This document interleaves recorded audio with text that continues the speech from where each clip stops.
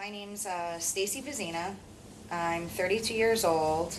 I live in Stores where I bought a house about 9.5 years ago.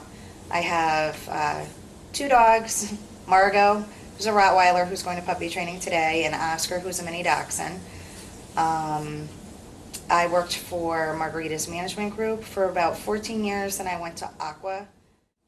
When I was 16 years old, actually when I was 15, I took driver's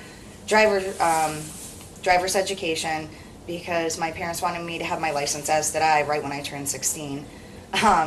So I set up the appointment. I think it was right on my 16th birthday, if not the day after. The first night my parents let me take the car out, which they gave me a car. It was a little Fiero sports car. I was very excited about it. The first night they let me take it out, I got into a very severe car accident. I was following my friends trying to find the movie theater. I got to this intersection, and that's pretty much all I remember. I remember what song was playing on the radio. I know my friend was in the car with me. It was like 7 o'clock at night. And consequently, from what I've heard since then, I was hit by a very large car and spun me 2.5 times off the road into the woods. I did talk to an EMT a few years later who responded to my car accident, and he said that there was blood coming out of my ear. They thought my brain was hemorrhaging. He said that they were ready to pronounce me dead on the scene. I was rushed to Wyndham Hospital, where my parents, when they arrived, they asked my parents what my first language was, because I was in Spanish 3. So I guess when they were rubbing my chest bone, because then I was in the last stages of unconsciousness, I was swearing in Spanish. We had just had Spanish swear day.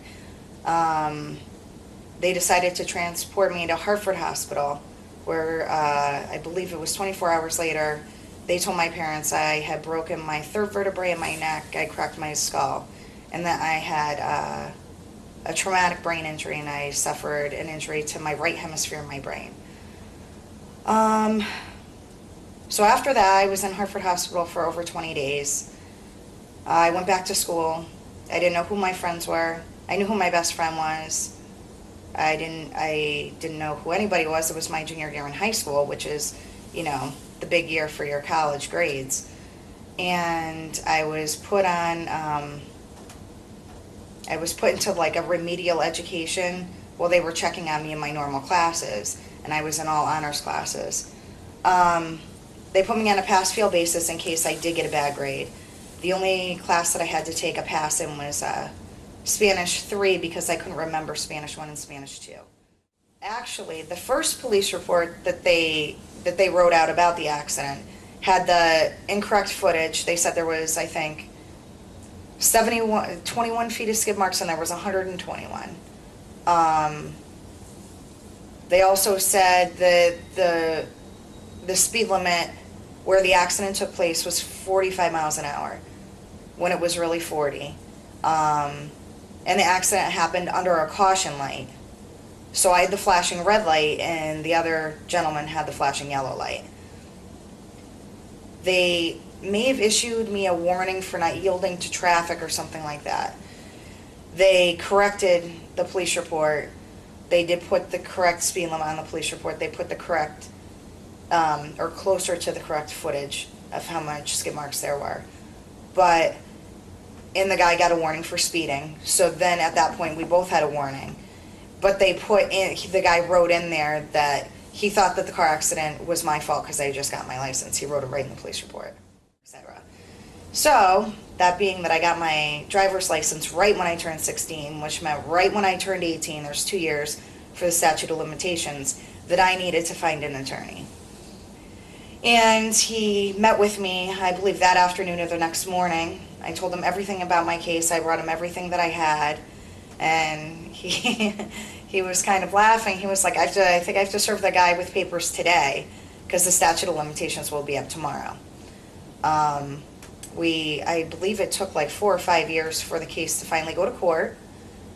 And I was all ready and gung-ho for my big case, because my parents had hired an investigator with Frank to like prove what had happened with the skid marks and like the brakes and this, that, and the other thing. And really, It ended up being that when I pulled out, I had a blind spot.